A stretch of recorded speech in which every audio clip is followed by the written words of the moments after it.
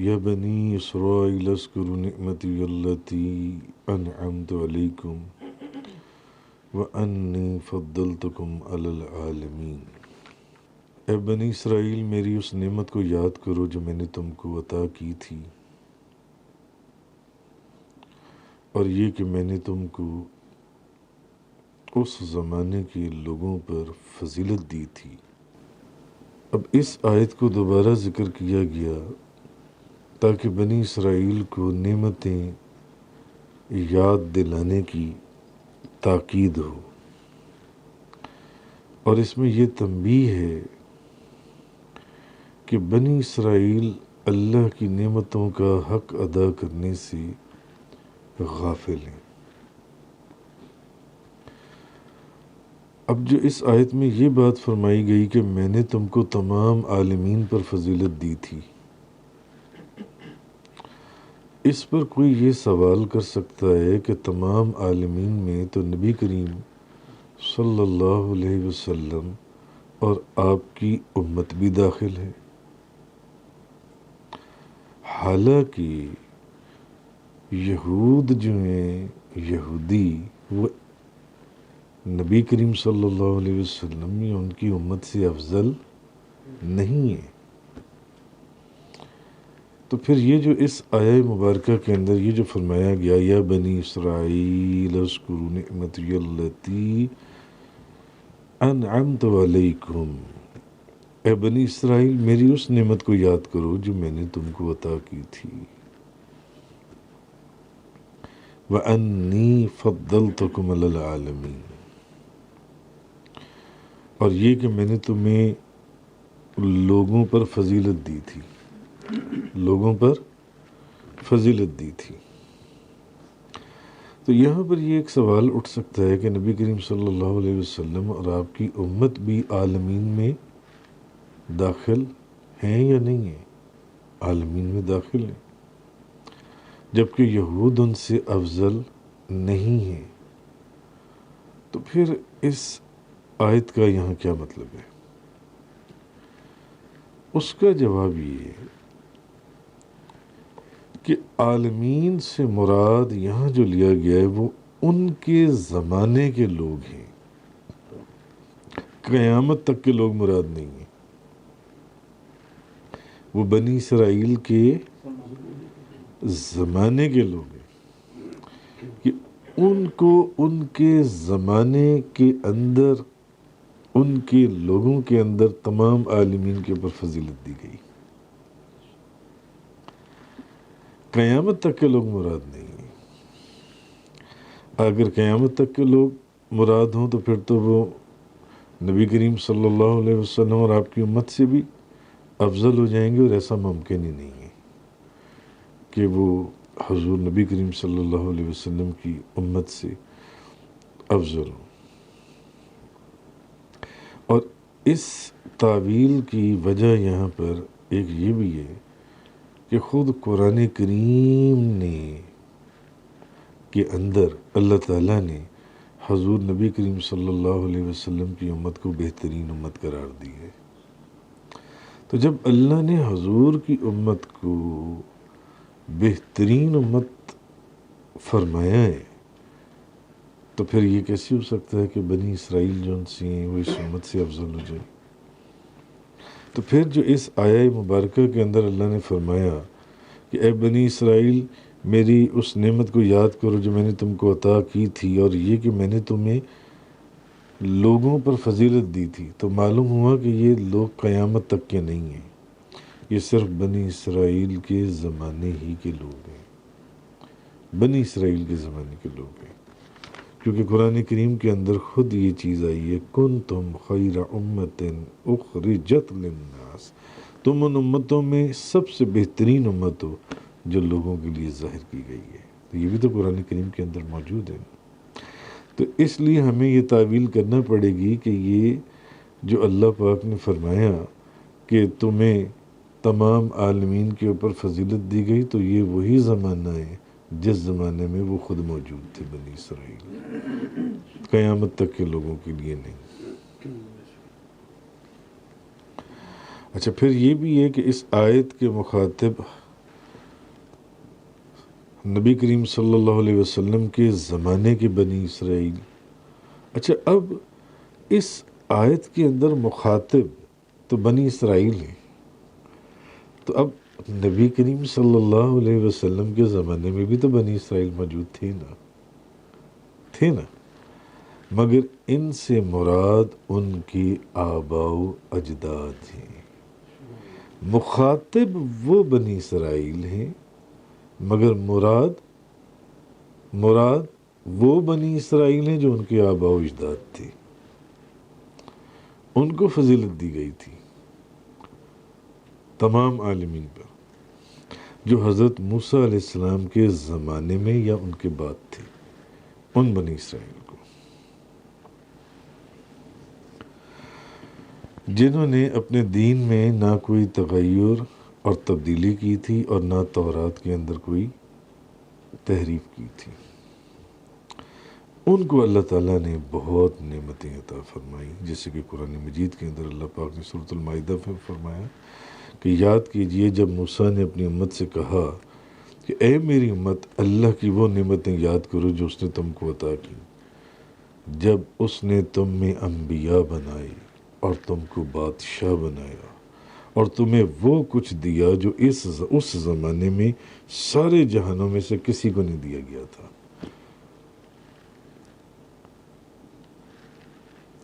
تو بنی اسرائیل میں بے شمار انبیاء کرام آئے، غالباً 4,000 نبی بنی اسرائیل کے اندر آئے جی.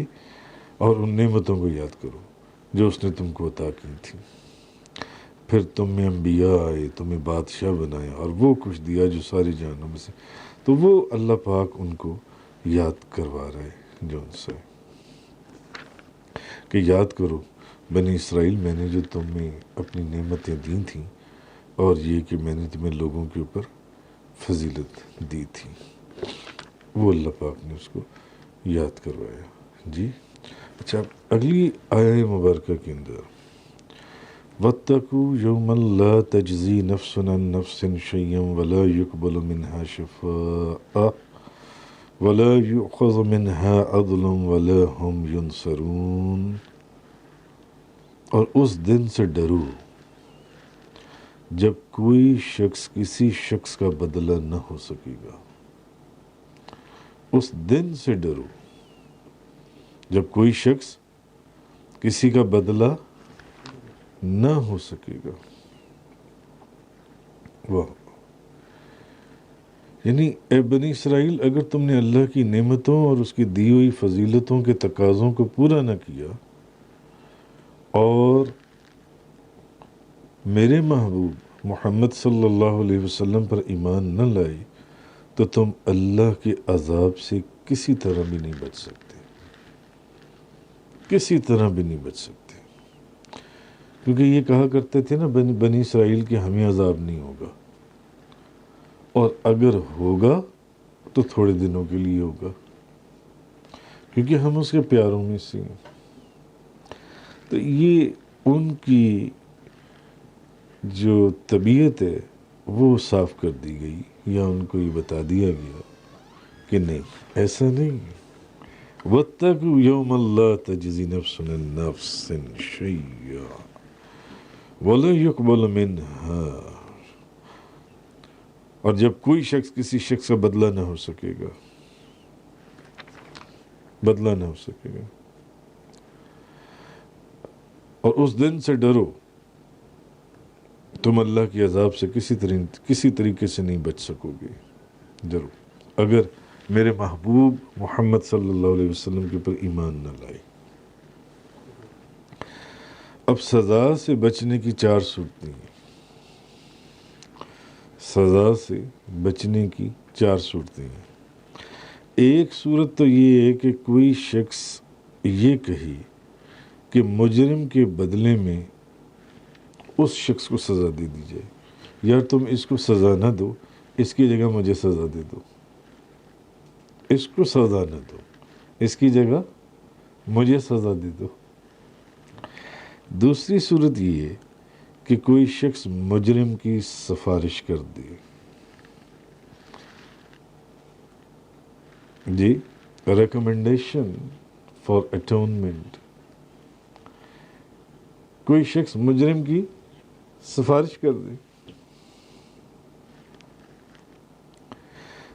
پہلی صورت یہ ہے کہ وہ اپنے آپ کو پیش کر دے، کوئی شخص اپنے آپ کو پیش کر دے، اس کو سزا نہ دو، اس کی جگہ مجھے سزا دے دو.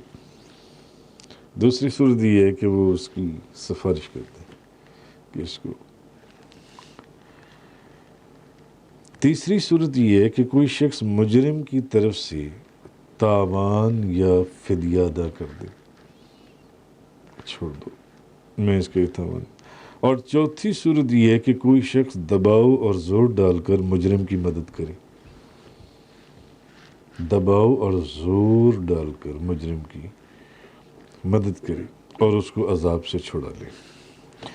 ان چاروں صورتوں میں سے کسی صورت سے بھی مجرم کو اللہ کے عذاب سے چھڑایا نہیں جا سکتا.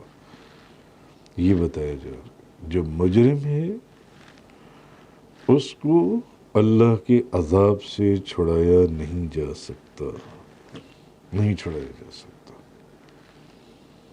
یہودیوں کو یہ بات کہی جا رہی ہے اور سب کو سمجھائی جا رہی ہے، مخاطب وہ ہیں، سمجھایا سب کو جا رہا ہے.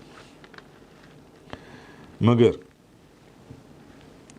اللہ پاک نے اسی آیہ مبارکہ کے اندر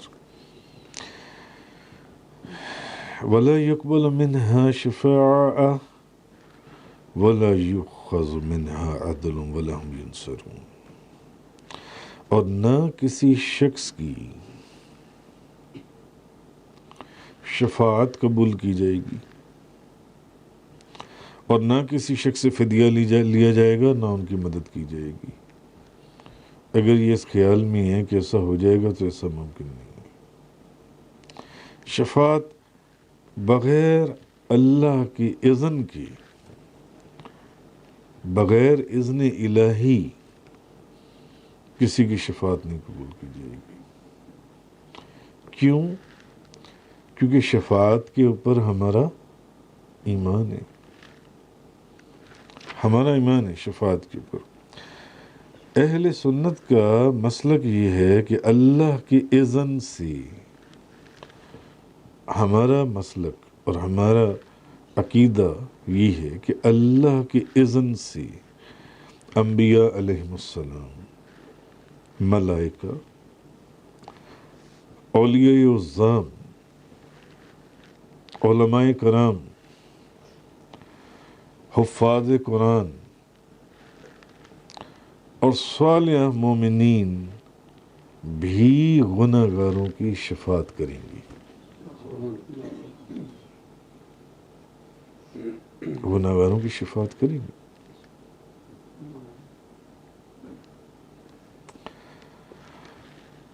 اور یہ شفاعت گناہ کبیرہ کرنے والوں کی مغفرت اور تخفیف عذاب کے لیے ہوگی. گناہ کبیرہ کرنے والے جو لوگ ہیں ان کی مغفرت یا اللہ ان کو بخش دے، یا ان کے عذاب میں کمی کے لیے ہوگی کہ ان کے عذاب میں کمی واقع ہو جائے، کمی واقع کر دی جائے. اور جو صالحین ہیں، اب جو صالحین ہیں ان کے لیے بھی شفاعت ہے. ان کے لیے کیا شفاعت ہے؟ مزید بلندی درجات کی، ان کے لیے بھی شفاعت ہے، مزید بلندی درجات کی، ترقی درجات کی. نبی کریم صلی اللہ علیہ وسلم بعض کفار کے لیے، کافروں کے لیے تخفیف عذاب کی شفاعت کریں گے کہ یا اللہ یہ جو کافر ہیں ان کے عذاب میں کمی واقع کر دیں. مگر کفار کے لیے، کافر، شفاعت کبریٰ اور شفاعت کی بعض اور قسمیں بھی ہیں. اور حضور نبی کریم صلی اللہ علیہ وسلم آپ کے خصائص میں سے ہے کہ اللہ تعالیٰ نے آپ کو شفاعت بالوجاہت بھی عطا فرمائی ہے، اللہ تعالیٰ نے آپ کو. اور قرآن کریم کی بے شمار آیات اس کے اوپر دلائل کے طور پر علماء اور مفسرین پیش کرتے ہیں کہ بے شمار، یعنی یہاں سے کوئی یہ مطلب نہ لے کہ وَاتَّقُوا يَوْمًا لَا تَجْزِي نَفْسٌ عَن نَفْسٍ شَيْئًا وَلَا يُقْبَلُ مِنْهَا شَفَاعَةٌ، یعنی اور جب کوئی کسی شخص کا بدلہ نہ، کوئی شخص کسی شخص کا بدلہ نہ ہو سکے گا، اس دن سے ڈرو، اور نہ کسی شخص کی شفاعت قبول کی جائے گی۔ تو اس سے کوئی مطلب یہ لے لے اس آیت سے کہ کسی کی شفاعت قبول ہی نہیں کی جائے گی، نہیں۔ اگر ایسا ہوتا تو پھر بے شمار آیات جو شفاعت کے ثبوت میں موجود ہیں قرآن میں، پھر وہ نہ ہوتی۔ اس کا مطلب یہ ہے کہ شفاعت کسی کی نہیں قبول کی جائے گی بلا اذن الہی، بغیر اللہ کے اذن کے، بغیر اللہ کے اذن کے۔ مگر جس کو اللہ اذن دے دے وہ شفاعت کرے گا، وہ جس کو بخشوانا چاہے گا بخشوائے گا، وہ جس کو بخشوانا چاہے گا بخشوائے گا، جس کو اللہ اجازت دے دے، اللہ اجازت دے دے۔ انبیاء شفاعت کریں گے، قرآن کریم کے اندر ہے رب اغفر لی ولوالدی ولمن دخل بیتی مؤمنا، حضرت نوح علیہ السلام، اے میرے رب میرے والدین کی اور جو مومن میرے گھر میں داخل ہو جائیں، میرے گھر میں داخل ہوں، ان کو معاف فرما دے، ان کو معاف فرما دے۔ حضرت ابراہیم علیہ السلام ربنا اغفر لی ولوالدی وللمؤمنین یوم یقوم الحساب، اے ہمارے رب روز حشر میرے والدین کی اور تمام مومنوں کی مغفرت فرما۔ سأستغفر لک ربی انہ کان بی حفیظا، میں اپنے رب سے تیری شفاعت کروں گا، میں ان قریب اپنے رب سے تیری شفاعت کروں گا، کیونکہ وہ مجھ پر مہربان ہے، اس لیے میں تیری شفاعت کروں گا۔ فمن تبعنی فإنہ منی ومن عصانی فإنک غفور الرحیم، جو میرا پیروکار ہے وہ میرا ہے، اور جس نے میرے کہنے پر عمل نہیں کیا تو اس کے لیے تو بخشنے والا اور مہربان ہے، اس کو پھر تجھ سے بخشواؤں گا۔ حضرت یعقوب علیہ السلام سوف استغفر لکم ربی انہ هو الغفور الرحیم، میں ان قریب اپنے رب سے تمہاری شفاعت کروں گا، لا ریب، بے شک وہ بخشنے والا مہربان ہے۔ اب یہ بے شمار آیات میں نے آپ کو سنائی شفاعت کی، یعنی شفاعت جو انسی ہے، یہ اس پر ہمارا ایمان ہے کہ انبیاء علیہم السلام، اولیاء عظام، علماء کرام، حفاظ قرآن اور مومنین تک شفاعت کریں گے، اور جن کو اذن ہوگا وہ پھر بخشوائیں گے۔ مثلا حضور غوث اعظم شیخ عبد القادر جیلانی، آپ فرماتے ہیں میں جنت کے دروازے پر کھڑا ہوں گا، میں نے اس وقت تک اندر قدم نہیں رکھنا جب تک میرے سارے مرید اندر نہ داخل کر دیے جائیں۔ حضور غوث اعظم، جس کو اذن ہوگا وہ بخشوائے گا، وہ بخشوائے گا۔ جیسے ایک حدیث میں ایک حاجی کتنا بندہ بخشوائے گا؟ 400 بندہ وہ بخشوائے گا، یا اللہ اس کو بھی بخش دے، یا اللہ اس کو بھی بخش دے، یا اللہ۔ مگر جو اصلی حاجی ہوگا، جو اصلی حاجی، جو واقعی جس کا حج قبول ہوا ہے، حج تو لاکھوں لوگ کرتے ہیں، کیا معلوم کس کا حج قبول ہوا ہے کس کا نہیں ہوا، کون خدا کے نزدیک حاجی ہے کون نہیں ہے حاجی۔ اچھا یہ تو اب ہو گیا، اب کفار کا شفاعت سے محروم ہونا، شفاعت کا ان کے لیے نفع آور نہ ہونا اور ان کا کوئی مددگار نہ ہونا، اور اس محرومی پر ان کی حسرت اگر مسلمانوں کو بھی کسی کی نصرت اور شفاعت حاصل نہ ہو تو کفار کے لیے یہ محرومی باعث حسرت نہ ہوگی۔ اگر مسلمانوں کو بھی کسی کی شفاعت حاصل نہ ہو تو کافر جو شفاعت کے نہ ملنے پر حسرت، ان کی حسرت پر کن معنوں میں جائے گی؟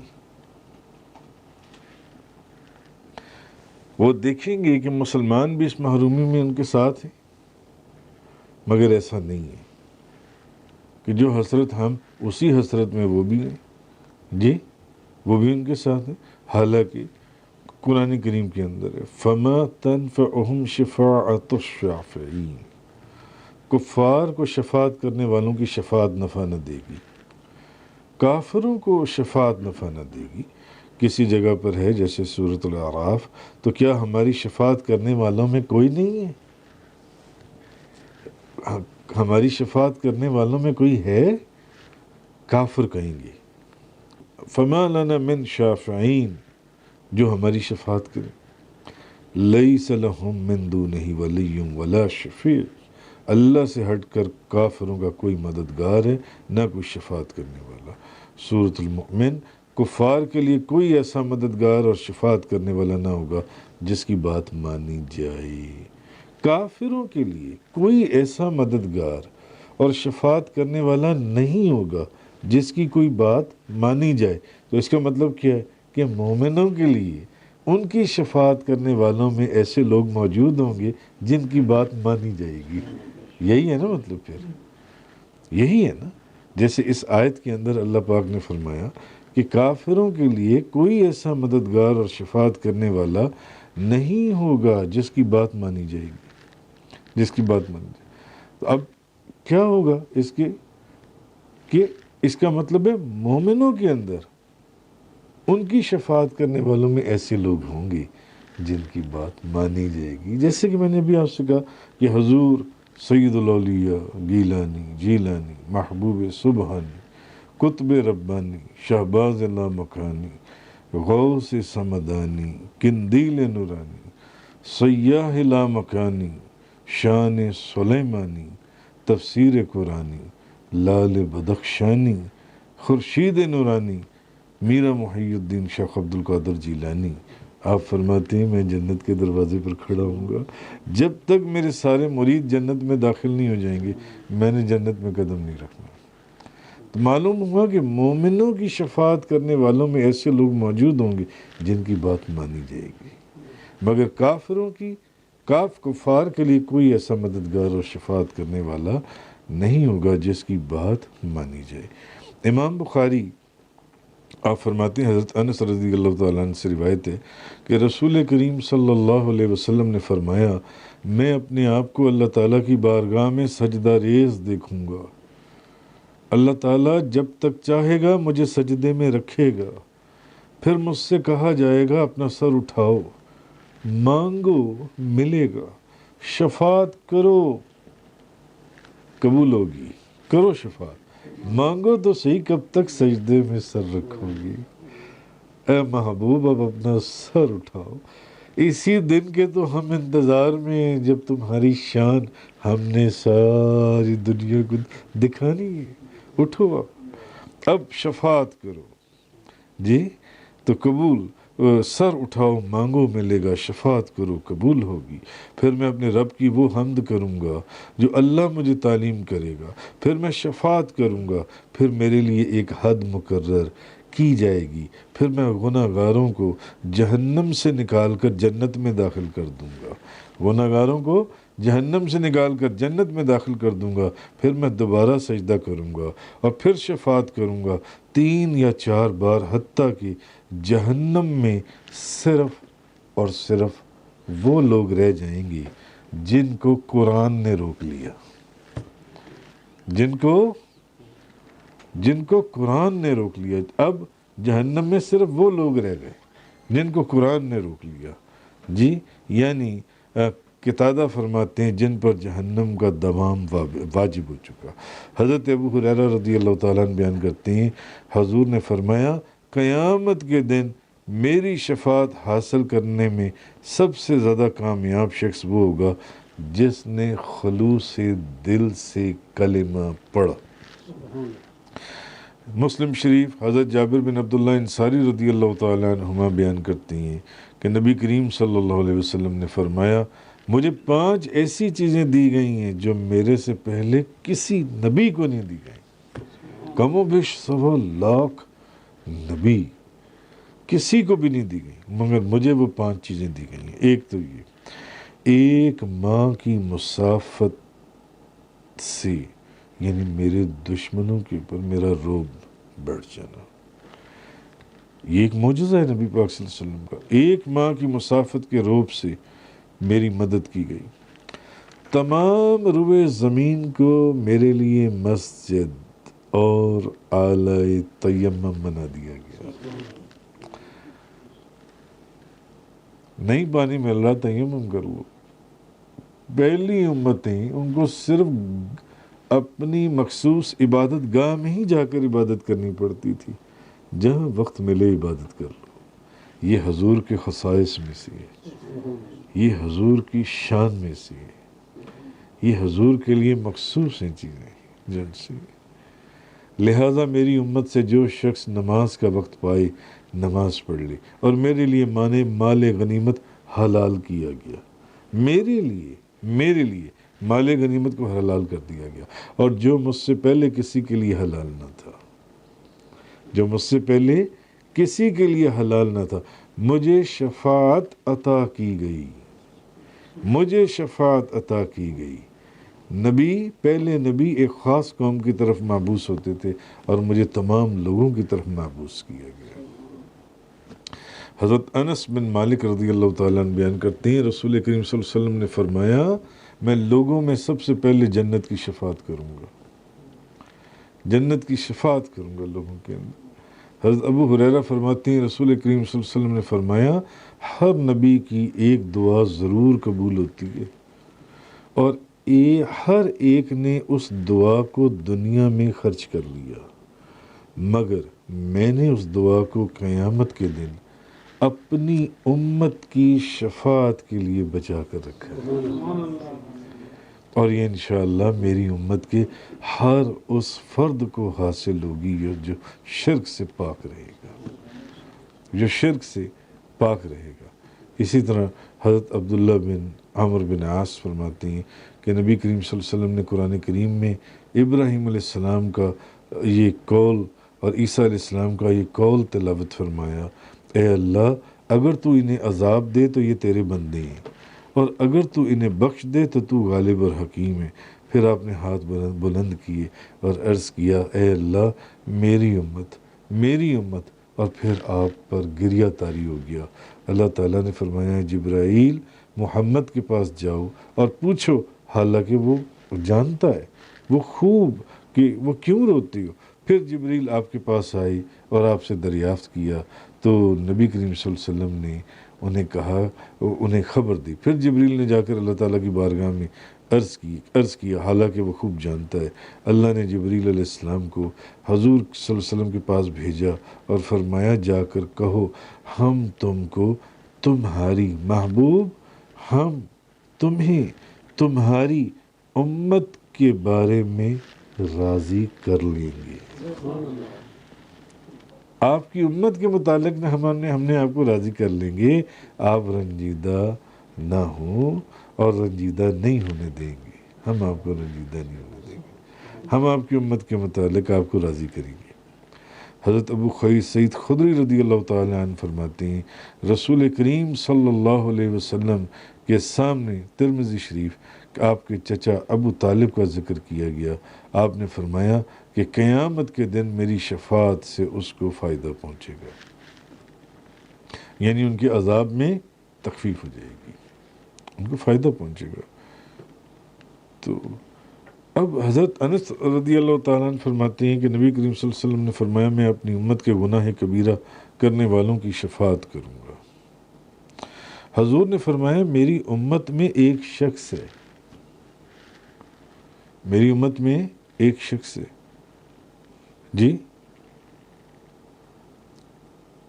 جس کی شفاعت کے سبب سے بنو تمیم کے افراد سے زیادہ لوگ جنت میں داخل ہوں گے۔ میری امت میں ایک ایسا بندہ ہے جب وہ شفاعت کرے گا، بنو تمیم جو ایک بہت بڑا قبیلہ تھا اس کے لوگوں سے زیادہ لوگ جنت میں داخل کر دیے جائیں گے جس کی شفاعت سے۔ کہا جاتا ہے کہ وہ یا تو حضرت اویس کرنی ہے یا حضرت عثمان ہے۔ حضرت ابو سعید خدری بیان کرتے ہیں کہ حضور نے فرمایا میری امت میں سے کچھ لوگ ایک گروہ کی شفاعت کریں گے، کچھ ایک قبیلے کی، کچھ ایک جماعت کی، کچھ ایک شخص کی، حتیٰ کہ وہ سب جنت میں داخل ہو جائیں گے۔ جس کو جتنا کیا ہے، جس کو جتنا اذن دیا جائے گا، جس کو جتنا حکم دیا جائے گا، جس کو جتنی تصرف دیا جائے گا کہ چلو آپ اس کے اندر اس دائرے میں اتنے لوگوں کو بخشوا لو۔ حضرت عوف بن مالک فرماتے ہیں رسول کریم صلی اللہ علیہ وسلم نے فرمایا میرے پاس اللہ کا پیغام آیا اور مجھے اللہ تعالیٰ نے اختیار دیا کہ اللہ میری آدھی امت کو جنت میں داخل کر دے۔ نبی پاک صلی اللہ علیہ وسلم فرماتے ہیں مجھے پیغام دیا گیا، جی میرے پاس اللہ نے اپنا پیغام بھجوایا اور مجھے اللہ نے اختیار دے دیا کہ محبوب اگر تو آپ چاہو تو میں آپ کی آدھی امت کو جنت میں داخل کر دیتا ہوں، یا میں آپ کو شفاعت کا حق دے دیتا ہوں، آپ شفاعت کریں۔ اب دونوں چیزوں میں سے ایک چیز آپ سلیکٹ کر لیں کہ آپ نے آدھی امت بخشوانی ہے یا شفاعت والا جو ڈیزگنیشن ہے وہ شفاعت والا ڈیزگنیشن آپ نے لینا ہے۔ جی سبحان اللہ۔ نبی کریم صلی اللہ علیہ وسلم نے فرمایا میں نے شفاعت کو اختیار کر لیا، میں نے شفاعت کو اختیار کر لیا۔ جب اللہ پاک نے مجھے یہ پیغام بھیجوایا کہ میرے محبوب سے پوچھو یا تو آدھی امت بخشوا لے، آدھی امت بخش دیتا ہوں، یا پھر شفاعت کا ڈیزگنیشن ہے۔ حضور نے فرمایا مجھے، حضور کہہ سکتے تھے ٹھیک ہے میری آدھی امت بخش دے، مگر حضور نے نہیں کہا۔ حضور نے نہیں فرمایا، حضور نے فرمایا نہیں، میں شفاعت کروں گا، یا تو آدھی امت بخشوا لو محبوب یا شفاعت کا ڈیزگنیشن لے لو۔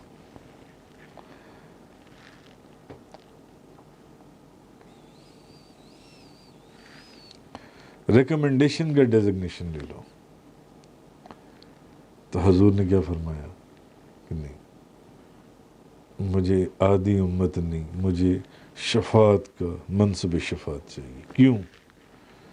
کیونکہ حضور کو یقین تھا کہ انشاءاللہ شفاعت کے ساتھ اپنی امت کو لے جائیں گے، بخشوائیں گے۔ میں نے شفاعت کو اختیار کر لیا، اور یہ شفاعت ہر اس مسلمان کو حاصل ہوگی جو شرک پر نہیں مرے گا۔ واہ واہ۔ تو حضرت ابن عباس رضی اللہ تعالیٰ عنہما بیان کرتے ہیں کہ حضور نے فرمایا میری امت میں سے جس شخص کے 2 پیش رو فوت شدہ کم سن بچے ہوں وہ اس کو جنت میں لے جائیں گے۔ جس کے 2 بچے فوت ہو گئے ہوں وہ اس کو جنت میں لے جائیں گے۔ حضرت عائشہ رضی اللہ تعالیٰ عنہ نے عرض کیا آپ کی امت میں سے جس شخص کا ایک پیش رو، فرمایا اے صاحب خیرات اس کو وہ ایک پیش رو ہی لے جائے گا، وہ ایک بھی جنت میں لے جائے گا۔ جس کا ایک بچہ بھی کم سن چھوٹا بچہ فوت ہوا ہوگا۔ عرض کیا کہ یا رسول اللہ جس کا کوئی بھی پیش رو نہ ہو، فرمایا جس کا کوئی نہیں ہوگا عائشہ اس کا میں تو ہوں نا، اس کے لیے میں ہوں، کیونکہ میری امت کو میری جدائی سے بڑھ کر کسی کی جدائی سے تکلیف نہیں پہنچی، اس کے لیے میں تو ہوں نا۔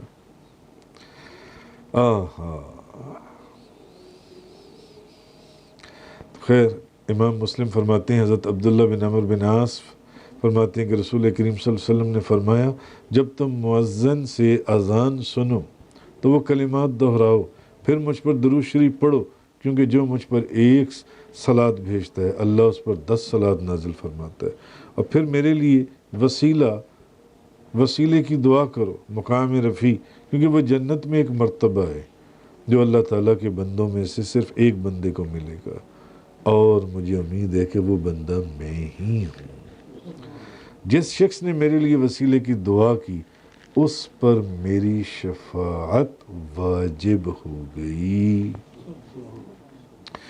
ایک حدیث میں حضرت عبداللہ بن عمر رضی اللہ تعالیٰ عنہ بیان کرتے ہیں کہ نبی پاک صلی اللہ علیہ وسلم نے فرمایا جس شخص نے میری قبر کی زیارت کی اس کے حق میں بھی میری شفاعت واجب ہو گئی، جو میرے روضے کی زیارت کی نیت سے آیا اس کے لیے بھی میری شفاعت واجب ہو گئی۔ اب یہ کتنی کم و بیش بے شمار درجنوں احادیث مبارکہ ذکر ہوا اور بے شمار آیات کا ذکر ہوا، جس سے یہ ثابت ہوا کہ انبیاء کرام، اولیاء عظام، علماء کرام، حفاظ قرآن اور عام مومنین بھی شفاعت کریں گے، اللہ کے اذن سے شفاعت کریں گے، شفاعت کریں گے۔ اور یہ جو حضور نے فرمایا کہ مجھے وہ 5 چیزیں دی گئی ہیں جو کم و بیش پہلے 1.25 لاکھ نبیوں میں سے کسی کو نہیں دی گئی، مجھے وہ 5 چیزیں دی گئی ہیں جس میں سے ایک شفاعت بھی ہے، جس میں سے ایک شفاعت بھی ہے، جس کا میں نے آپ کے سامنے تفصیل سے سارا ذکر کیا کہ پہلی قومیں، پہلی امتیں وہ اپنی عبادت گاہوں میں نماز پڑھا کرتی تھیں، ان کو عبادت گاہ جانا پڑتا تھا، ڈھونڈنا پڑتا تھا، بھلے وہ راستے میں قتل ہی کیوں نہ کر دیے جائیں، مگر نبی کریم صلی اللہ علیہ وسلم کے لیے پوری زمین کو عبادت گاہ بنا دیا گیا، جہاں چاہو عبادت کر لو، جہاں چاہو عبادت کر لو۔ تو یہ جو بے شمار احادیث میں نے آپ کے سامنے بیان کی اور بے شمار آیات میں نے آپ کے سامنے بیان کی، اسی طرح ایک آیہ مبارکہ کے اندر جو میں نے اس وقت بیان نہیں کی تھی، میں نے کہا جب تمام احادیث اور تمام آیات اور اس کا لب لباب میں بیان کر دوں گا تو آخر پر ایک آیت آپ کو اور سنا دوں گا، تاکہ جس سے آپ کو یہ آپ کا یقین اور کامل ہو جائے اس چیز کے اوپر کہ شفاعت جو سی ہے نبی پاک صلی اللہ علیہ وسلم کی، کہ قرآن کریم کے اندر اللہ پاک نے فرمایا وَلَوْ أَنَّهُمْ إِذْ ظَلَمُوا أَنفُسَهُمْ جَاءُوكَ، اور اگر یہ لوگ گناہ کر کے اپنی جانوں پر ظلم کر بیٹھیں، اور جب کوئی اپنی جانوں پر ظلم کر لے، اتنے گناہ کر لے کہ اب اس کو بخشش کی کوئی صورت نظر نہ آئے، بخشش کی کوئی صورت نظر نہ آئے، اتنے گناہ کر لے، اپنی جانوں پر ظلم کر لے، جاؤک، تو محبوب ان کو فرما دیجئے میں رب کائنات، خالق دو جہاں، میں یہ کہہ رہا ہوں کہ یہ جب اتنے گناہ کر لیں، اپنی جانوں پر ظلم کر لیں، بخشش کی صورت نظر نہ آئے، تو یہ آپ کے پاس آ جائیں۔ کہاں آ جائیں؟ آپ کے پاس آ جائیں، آپ کے پاس آ جائیں۔ فاستغفر اللہ، وہاں پر آپ کے پاس آئیں، اب اللہ سے معافی مانگیں۔ کہنا چاہیے تھا کہ جب یہ گناہ اتنے کر لیں تو پھر گناہوں کی معافی کے لیے میرے پاس آ جائیں، گناہوں کی معافی کے لیے میرے پاس آ جائیں۔ مگر بھئی اگر کوئی غلطی آپ کے ساتھ کرے تو وہ آپ سے معافی مانگے گا نا، آپ سے معافی مانگے گا۔ یا کہ وہ کسی اور سے معافی مانگے گا؟ اگر وہ ساتھ ان سے معافی مانگے، بدتمیزی اور نافرمانی ان کے ساتھ کی ہے، معافی اس بندے سے مانگ رہے، یہ پاگل ہے؟ تل پکڑ لو اس کو، ڈبل جن سے اس کو اندر جل سکتے۔ جس کے ساتھ جس کی نافرمانی کی ہے، معافی تو اسی سے مانگنی ہے نا۔ نافرمانی تو کی خدا کی، نافرمانی تو کی خدا کی۔ وَلَوْ أَنَّهُمْ ظَلَمُوا أَنفُسَهُمْ جَاءُوكَ، جب اتنے گناہ کر لیں کہ بخشش کی کوئی صورت دکھائی نہ دے، اپنی جانوں پر ظلم کر لیں، محبوب ان کو کہہ دیجئے میں کہہ رہا ہوں یہ آپ کے پاس آ جائیں، یہ آپ کے پاس آ جائیں، فاستغفر اللہ، وہاں اللہ سے معافی مانگیں آپ کے پاس۔ بس، اور بات صرف یہاں ختم نہیں ہے، واستغفر لهم الرسول، آہا، اور پھر یہ کہ آپ ان کی شفاعت کر دیں، واستغفر لهم الرسول، اور پھر یہ کہ آپ ان کی معافی کے لیے کہہ دیں، آپ ان کی شفاعت کر دیں، لا وجد اللہ تواب الرحیمہ، تو یہ لوگ جو ہیں، یہ لوگ جن کی معافی کی کوئی صورت ہی نہیں تھی، اتنے اپنی جانوں پر ظلم کر لیے انہوں نے، یہ خدا کو صرف بخشنے والا اور توبہ قبول کرنے والا اور مہربان پائیں۔ تو یہ آیت میں نے اس لیے روک لی تھی ان بے شمار آیات کو بیان کرنے کے دوران کہ یہ میں آپ کو آخر پر سناؤں گا۔ تو معلوم یہ ہوا کہ انبیاء کرام، ملائکہ کرام، اولیاء عظام، علماء کرام، حفاظ قرآن، مومنین، یہ گناہگاروں کی شفاعت کریں گی۔ تو ہمارا ایمان یہ ہے کہ شفاعت نبی کریم صلی اللہ علیہ وسلم کی اور ان کی حاصل ہوگی۔ صدق اللہ تعالی۔ تفسیر قرآن کا یہ لیکچر انگلش میں سننے کے لیے براہ کرم ڈسکرپشن میں موجود لنک پر کلک کریں۔